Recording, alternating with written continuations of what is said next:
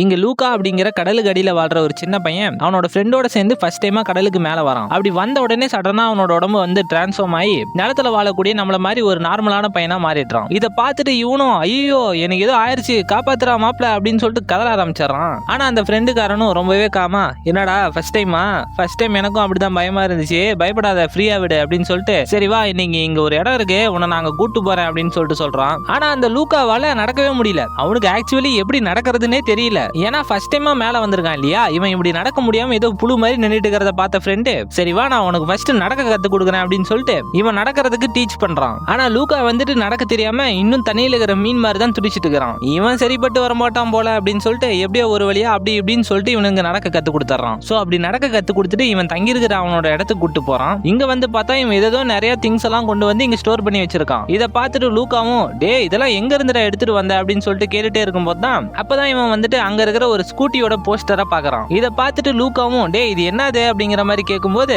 அப்பதான் அவனோட ஃப்ரெண்டு வந்துட்டு என்னது என்ன இதுவா, இது பேரு தான் ஸ்கூட்டி, இதுல மட்டும் நம்ம ஏறி உக்காந்துன்னு வைய இது நம்மள எங்க வேணாலும் கூட்டு போவோம், இதுல ஏறி நம்ம உலகம் ஃபுல்லா சுத்தலாம் அப்படின்னு சொல்லிட்டு இவன் அப்படி இப்படின்னு சொல்றான். இதெல்லாம் கேட்ட நம்ம லூக்காவும் ஒரே இமேஜினேஷனுக்குள்ள போயிடுறான். இப்போ இவனுக்கு அந்த ஸ்கூட்டி மேல ரொம்ப ஆசை வந்துருது. டே மச்சான் இது எங்கடா கிடைக்கும் அப்படின்ற மாதிரி கேட்கும்போது அவனோட ஃப்ரெண்டு வந்துட்டு தோ இங்க முன்னாடி ஒரு டவுன் இருக்குல்ல அங்க போனா இதை பார்க்கலாம் அப்படின்ற மாதிரி சொல்ல சோ இதனால இவங்க ரெண்டு பேரும் சேர்ந்து அந்த ஸ்கூட்டியை பார்க்கறதுக்காகவே மக்கள் வாழ்ற அந்த டவுனுக்கு போறாங்க. அங்க போய் பார்த்தா அந்த டவுன்ல ஏகப்பட்ட மக்கள் வாழ்ந்துட்டு இருக்காங்க. எல்லாரும் அவங்கவுங்க அவங்களோட வேலையை பார்த்துட்டு இருக்காங்க. சோ அப்படியே பார்த்துட்டு இருக்கும்போது தான் அப்பதான் ஒரு சின்ன பையன் வந்துட்டு இவங்க பார்க்கணும்னு நினைச்ச அந்த ஸ்கூட்டியை அப்படியே ஸ்டைலா ஓட்டிட்டு வராப்ல. இதை பார்த்துட்டு இவனுக்கு ரெண்டு பேரும் வாயை பொளந்துட்டு டே மச்சான் அதுவா இது, சரி வா அவன்கிட்ட போயிட்டு இதை பத்தி கேட்கலாம் அப்படின்னு சொல்லிட்டு கேட்கறானுங்க.